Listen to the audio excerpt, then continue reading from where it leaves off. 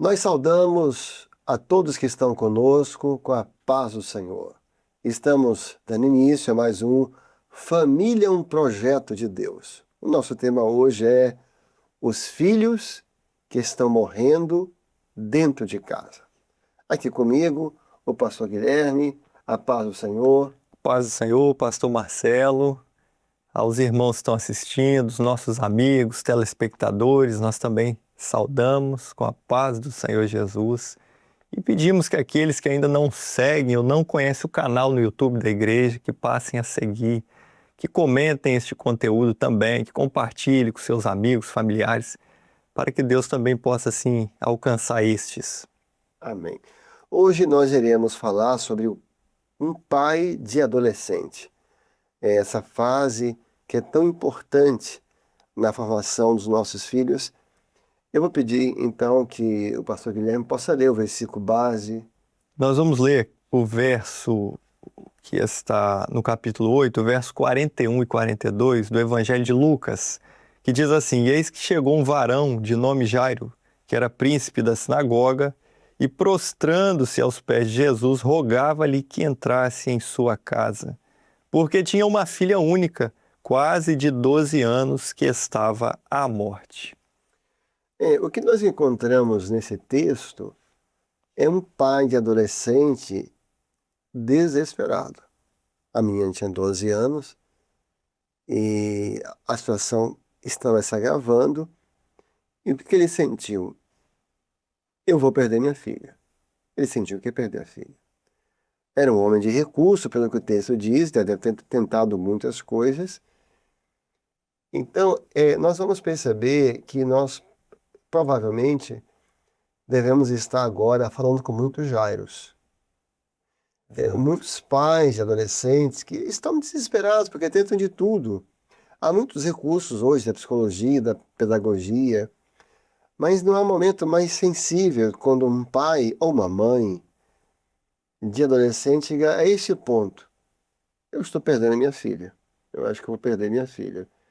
É como se sentisse que ela tivesse... A gente está dentro de casa e tão distante. Você está dentro de Exato. casa e você não consegue entrar no mundo dela, no mundo dele. Eles têm uma redoma, Exato. uma bolha que eles vivem e você consegue sentir que as suas palavras não estão fazendo efeito. E aí eu acho que o desespero aí aumenta, maior, né, Guilherme? Porque o pai vai tentar de várias formas.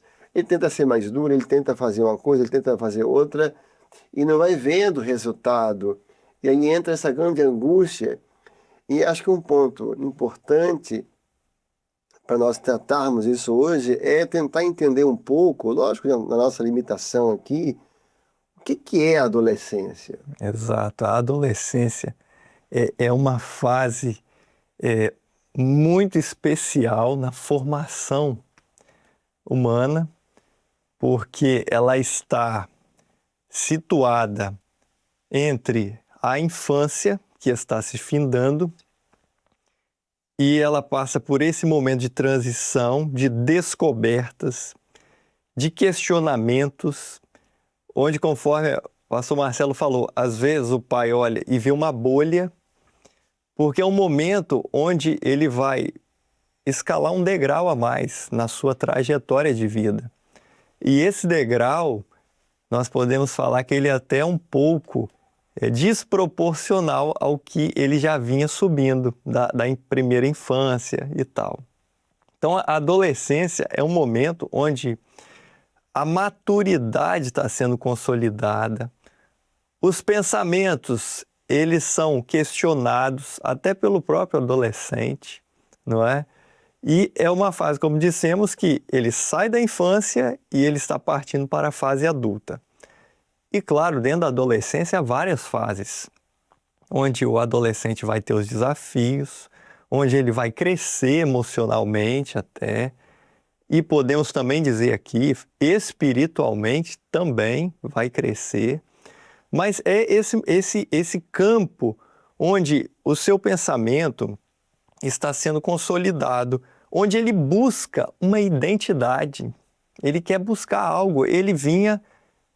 há imagens até que nós observamos às vezes na internet, nos meios de comunicação, dos pais de mão dada com os filhos, né? Então ali é 7, 8 anos. Quando chega na adolescente, há imagens que assim, eles ilustram o pai, ou os pais soltando já um pouco da mão dos filhos, que é esse momento onde eles começam a ter a certa liberdade para dar os seus passos.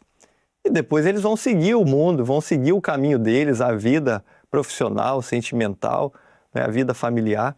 Mas é um período que nós precisamos estar atento e talvez, pastor Marcelo e aqueles que nos assistem, trabalharmos com mais afinco, com mais ânimo e com mais prontidão nesse período. Eu tenho a impressão que a própria palavra de Deus dá um enfoque à adolescência. É como se desse um destaque, como se querendo chamar a nossa atenção. Porque você veja, vai para mostrar a adolescência de Jesus. Exato. Desde da infância até os 30 anos, foi uma vida oculta. O pai o escondeu nesse período. Mas o Senhor vai lá e dá uma gota. Ela mostra só a adolescência. Um adolescente que conhecia muita palavra, um adolescente que a firmeza dele na consciência do que o pai queria para ele. Você vai ver aparecer uma adolescente, a filha de Jairo, morrendo espiritualmente, um pai. Você tinha a lei, era nessa idade que a menina com 12 anos, que é o caso dela, era nessa idade que ela virava filha da lei, né? Que é o bar mitzvah, e o menino completava 13 anos. Então há um destaque na lei também para essa idade, ou seja, a lei fala que nessa idade que ele sai do estado de inocência Exato. e passa para o estado de consciência. Ou seja, por que isso é sério? Porque a partir desse instante ele já pode perder a sua salvação. Exato. Porque ele passa a ter consciência do pecado e desejar o pecado. Então, é nesse momento em que ele pode, o seu nome ser riscado do livro da vida se ele começar a escolher caminhos que não são do Senhor. Verdade. Veja como a adolescência é importante. Muito bom. Verdade. Nessa fase é que você pode perder a salvação. Então a palavra dá todo um enfoque para isso, porque a adolescência é uma ponte, como sempre temos dito. Você tem a infância e a vida adulta, o jovem. É uma ponte que tem mudança no corpo, de hormônios, que tem mudança de identidade. Ele não quer deixar de ser criança, porque ele é um conflito. Ele quer continuar sendo uma criança, um menino da casa, mas em algum momento ele quer ser um jovem. Exato. Então ele está em conflito e nisso tudo o pai tem que estar ali. Então a gente poderia tentar abordar aqui alguns pontos. Eu acho que cada lado tem a sua história e o mais importante é sempre buscar no Senhor, mas alguns pontos que a gente pode tentar identificar de que o pai pode fazer. Exato. Eu sempre digo que um ponto importante é conversar. Conversar. Nem tudo, e eu digo muito aqui na parte espiritual, que é a nossa parte, eu não estou entrando muito na parte da educação, dos estudos, dos bons modos, mas na parte espiritual, a conversa é muito importante. A conversa é importante, fundamental, o diálogo, né? O diálogo diário, porque todo dia é uma história nova que a gente constrói. É verdade. Você todo dia está construindo, o pastor Gedeuti até usava esse termo, né? Nós temos que continuar construindo todos os dias. E o adolescente está construindo, a criança está construindo, o adulto está construindo. Então, o diálogo diário, ele permite ao pai, aos pais, observarem o que o seu filho construiu naquele dia. Na escola, com os amigos, na igreja, as experiências dele. Então, o diálogo, nós vemos assim, nós sempre falamos aqui no programa, seja amigo do seu filho, porque senão o mundo vai ofertar amigos para eles. Então, a amizade, o companheirismo, essa proximidade de você verificar que você apontar elogios a ele, elogios no sentido de coisas que você observou, situações, comportamentos, falas que ele fez durante aquele dia ou naquele período, que construíram para ele, que foram construtivas, que trouxeram benefícios, você fazer esses apontamentos. O que o mundo está acostumado a apontar aos adolescentes? exclusão, repúdio, não é? E denegrir até de forma pejorativa, trazer conceitos que o adolescente é um problema, quando na verdade não. O diálogo, a proximidade dos pais, você vai transformar esse adolescente em servos, em cidadãos fortes, que foi o caso de Jesus, que o senhor acabou de citar. Quando os pais o procuraram, olha o posicionamento dele. Ah, mas alguém pode falar assim, não, mas é porque ele era filho de Deus. Não, ele aceitou na eternidade. Então, quando ele aceita, ele escolheu, ele estava com os doutores, ele era entendido da lei, porque era uma posição definida de Jesus na sua adolescência. Essa palavra que Guilherme usou é uma palavra que deve ser levada em consideração, elogiar os filhos. Nós, quando você falou de amizade, é aquele sentido de você ser amigo sem se deixar de ser pai, ser amigo sem deixar de ser mãe. Mas é porque o elogio eu acho que é importante. Porque é uma fase em que ele busca muito a aprovação dos pais. E tenta o tempo todo mostrar que não é isso. Ele tenta mostrar que não faz questão, que não está nem aí, mas tudo que eles querem é essa aprovação. E nós temos uma tendência, lógico, de mais na cobrança e de pôr limites, que tem que ser feito. Não é que não tem que ser feito. Mas em algumas situações, o elogio, você valorizar, quebra muitas barreiras. Exato. E se você pegar, até uma coisa interessante, Guilherme, e depois a gente pode até verificar com mais calma, a palavra bênção no hebraico tem um sentido, que é de se ajoelhar, se inclinar. E a palavra bênção no grego tem esse sentido. É dizer palavras afáveis. Glória a Deus. Dizer palavras que valorizam. No português até chega a essa tradução em alguns lugares, elogiar alguém, mostrar os valores que ela tem. Sim. Então, realmente, é uma bênção isso. É uma bênção. Você chegar para o seu filho e mostrar na hora certa, nos momentos certos, o valor dele, você faz bem isso. Sim. Deus te deu essa capacidade, Deus te deu essa inteligência. Então, isso é uma bênção, que é isso que Deus faz conosco. Glória a Deus. Então, o que Deus faz conosco, nós podemos fazer com nossos filhos.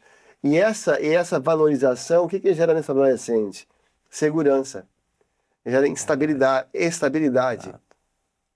E fortalece os vínculos com seu pai. Porque se ele sente que seu pai o valoriza e, entre aspas, o admira, isso puxa ele para perto dos pais.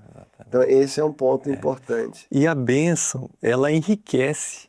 Muito bom. A bênção do Senhor que nos enriquece. E a bênção dos pais aos filhos, no sentido aqui que nós comentamos de elogiar, ela vai enriquecer. E não há nada melhor do que você enriquecer o seu filho com bênçãos espirituais, com palavras de ânimo, de fortalecimento, porque isso não tem preço que pague. Né? Às vezes, quantos têm todo um sustento, um conjunto material, mas não tem a bênção espiritual que ganhe o filho, que aproxime. Então, essa questão da bênção, abençoar, né? Temos que abençoar os nossos filhos, deixar sobre ele a bênção do Espírito Santo. E um detalhe, às vezes o adolescente, ele é elogiado na igreja ou na escola, onde for, e esse elogio o pai toma conhecimento. Muito bem. E com toda a cautela, né, o pai pode testemunhar isso ao filho, porque isso vai enriquecer ele. Olha, meu filho, o seu professor falou que você estava sendo um destaque dentro da sua sala, dentro da classe de aula, que você ajudou um colega ou alguns colegas que estavam com dificuldade em tal matéria, porque isso é um elogio pertinente, viável e que vai enriquecer aquele adolescente. E nós gostaríamos de parar aqui um momento para falar uma coisa importante, que foi a melhor decisão que Jairo tomou. Quando ele sentiu que ia perder a filha, ele deixou tudo e ele foi buscar a Jesus. Era um homem importante, um dos principais da sinagoga, ele tinha a sua vida religiosa, o seu cargo na sinagoga. Nada disso ia resolver. Ele larga tudo e ele vai buscar onde Jesus estava. Deve ter perguntado para um, para outro, ele está por aqui, está ali. Ele já chegou direto. Ele já foi se ajoelhando e pediu, rogou, Senhor, a minha filha está em casa já, eu estou perdendo minha filha. Então os pais dos adolescentes que sentem, nós, qualquer um de nós, que você está perdendo a sua filha, é hora de buscar a Jesus, onde for, Glória a é na Deus. madrugada, é numa consagração, é na igreja, é com a imposição de mãos. Bom, Não espere morrer, não espere ficar pior do que já está. É hora de buscar o Senhor. E aí, né, voltando aqui, Guilherme, essa é uma geração de pais que Deus está buscando. glória a Pais que Deus. buscam a Jesus pelos seus filhos. A mãe ficou. Eu sempre cito muito um exemplo oposto. A Sunamita e o marido dela. Ele ficou no campo, ela foi no monte, subiu o Monte Carmelo, Exato. atrás do profeta, pediu socorro para o menino que ele já estava morto. Exatamente. Que sejamos pais que busquem a Jesus pelos filhos, que orem pelos filhos, que madruguem pelos filhos, e que não fiquem só esperando que as coisas aconteçam. Ah, não, eu sou da igreja. Não é isso. Ah, eu sou da sinagoga, eu sou um principal da sinagoga. É É verdade. tempo de buscar o Senhor, porque o mundo está trabalhando. E é no Senhor que nós vamos ter uma resposta e até mesmo um milagre. Exato. O senhor falou há pouco agora sobre ele era principal da sinagoga. Jairo, nós imaginamos aqui, quando lemos a palavra, ele tinha um padrão religioso estabelecido. Mas o padrão religioso, ele não é suficiente para salvar a alma do homem. Você pode ter os seus padrões, você pode cultuar o Senhor, mas você tem que entender, os pais, e também passar essa herança aos filhos, que o padrão religioso não salva o homem, como não foi capaz de salvar a filha de Jairo aqui. E diante daquele todo aquele padrão, ele teve que romper com essa barreira. E há pais que talvez estão nos ouvindo, que estão descobrindo isso hoje. Verdade, verdade, Olha, eu preciso romper essas barreiras. verdade. Eu vou até na igreja, eu leio a palavra, eu tenho a minha religião, eu gosto, eu amo os irmãos, mas não está sendo suficiente para trazer vida ao meu lar, à minha filha, aos meus filhos. Mas é porque hoje talvez é o dia de você rogar a Jesus, não é? Rogar aos pés de Jesus. E Ele, nós cremos e temos a certeza que se você for aos pés dele, ele vai com Graças você à a sua Deus. casa. Ele vai trazer vida ao seu lar, não é? Todo esse padrão religioso, eu fico observando, lembrando, pastor Marcelo, como os amigos de Jairo viram naquela situação, né? É verdade. Ele era príncipe da sinagoga e eu vou até Jesus. Jairo, você vai a Jesus? Como assim, Jairo? Esse homem ele profere blasfêmias, ele se diz, não, eu vou a Jesus. Eu ouvi que ele fez isso, que ele fez aquilo, que ele operou um milagre assim, em Cafarnaum. Eu vou, eu não quero saber, eu vou. Faça isso. Vá aos pés de Jesus, porque haverá vida na sua Graças a família, Deus. haverá vitória. Há um ponto importante que nós precisamos falar sobre ele, que é o seguinte: com quem nós temos deixado os nossos filhos? Porque veja a situação. Jairo, quando sai de casa, a menina não estava morta, estava em estado grave, ele sentiu que havia risco, mas quando ele chega até Jesus, ela estava viva. Agora, com quem Jairo deixou a menina? Foi com pessoas que riram do Senhor. Eles Exato. riram de Jesus. Exatamente. Eles não levaram o Senhor a sério. E estava lá com seus instrumentos, tocando e tudo. Eles eram incrédulos. Eles eram incrédulos. Eles não tinham, pelo contexto, aceitado Jesus. Tanto que a situação piorou. No que ele vai buscar o Senhor, Exato. e isso aqui é muito importante para todos nós. Para todos nós. Pastores, diáconos, obreiros, cristãos, evangélicos, quem for. Para todos nós. Quando nós vamos buscar a Jesus, com quem deixamos nossos filhos? Ah, eu estou indo buscar Jesus lá na cidade do lado, dar assistência na igreja. Mas com quem ficou o seu filho? Ah, eu estou indo buscar Jesus, fazer um dia de visitas. Glória a Jesus por isso. Mas com quem está ficando os filhos? Porque você vai sair de um jeito e vai chegar para pior ainda. Não é verdade? Exatamente. Então a gente não pode ter esse cuidado, que aqui, lógico, vai ter uma outra abordagem. Sim. Porque a gente pode usar sempre como para confortar a nossa culpa. Uhum. Ah, mas eu estava buscando Jesus, eu estava Sim, servindo o Senhor. sim. E deixou com pessoas incrédulas, pessoas que não aceitaram Jesus, com pessoas que ficam rindo do Senhor. Essas pessoas vão matar o seu filho. Se a situação está ruim, vai ficar muito pior. Exato. Então, eu sei que isso no dia a dia não é uma coisa tão simples. Falar aqui que é simples, porque às vezes depende de uma coisa de uma organização do dia a dia. Exato. Mas sempre cuidar. Quem tem, né, uma pessoa que cuida dos seus filhos, quem é essa pessoa? Até parentes. Quem são Exato. eles? Porque daqui a pouco eles vão tornar seu filho um incrédulo. Ah, dons não existem. Jesus é coisa boba. Exato. Então, isso é um cuidado importante. E as pessoas que estavam ali naquele ambiente, que era um ambiente de tensão, porque Jairo sai, a filha estava à beira da morte, havia já um contexto ali de pessoas próximas daquela família, pessoas que não eram estranhos, eram pessoas próximas do vínculo social deles, até religioso, mas que não creram na operação de Jesus sobre a vida daquela menina numa situação tão crítica.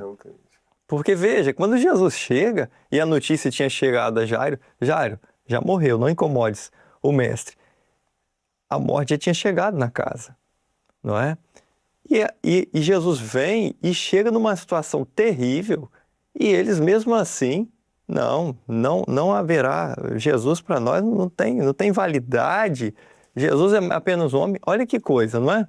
Então, esse ponto é com quem nossos filhos estão se envolvendo ou com quem nós temos deixado, até a educação, nós não podemos transferir, terceirizar a educação dos nossos filhos. Seja ela social, seja ela espiritual. Principalmente a espiritual, porque a social a gente transfere, você paga o colégio, a escola, é a escola do Estado que ele estuda, mas a educação espiritual, ela é pessoal, ela é responsabilidade pessoal dos pais. E essa herança que Jairo viveu, graças a Deus, ele viveu para testemunhar. E meus irmãos, amigos, você viva a sua experiência que um dia você vai testemunhar para o seu filho. Amém. Que ele estava morto, mas Jesus o ressuscitou. Amém. Olha, nós estamos chegando ao fim do nosso programa. Vamos continuar no próximo. Amém. O tema está fluindo. Mas o que é que nós vimos hoje? A filha morrendo dentro de casa. Porque a adolescência, você ainda não tem a liberdade de sair como um jovem, um adulto. Ah, vai sair à noite, vai para um shopping. O adolescente, ele é mais dependente dos pais. Eles não dirigem carros ainda, tem uma certa limitação de perigo, então eles estão dentro de casa. Então essa é a reflexão hoje. Será que nossos filhos estão morrendo dentro de casa? Melhor, será que eles estão morrendo dentro do quarto deles? Onde a morte entra pelas janelas, como diz Jeremias, onde a morte está entrando pelas redes sociais. É a parábola da dracma perdida. A mulher que perdeu a dracma dentro de casa. Nossos filhos é um grande valor que Deus nos deu. Mas a mulher acendeu a candeia, ou seja, a candeia estava apagada. Ela acendeu a candeia, mas para acender teve que encher de óleo antes. Então você chama, primeiro o pai, primeiro foi a mãe que fez alguma coisa. A primeira mãe precisa receber um renovo. A mãe precisa se encher de azeite, a chama tem que voltar. Aí você vai achar sua filha de volta. Glória a Deus. Aí a sua filha vai ser resgatada. Porque a palavra de Jesus para aquele pai é a palavra que se repete aqui hoje. Crê somente e a sua filha vai ser salva. Que Deus te abençoe. Que Deus abençoe a sua família. Família, um projeto de Deus. A paz do Senhor a todos.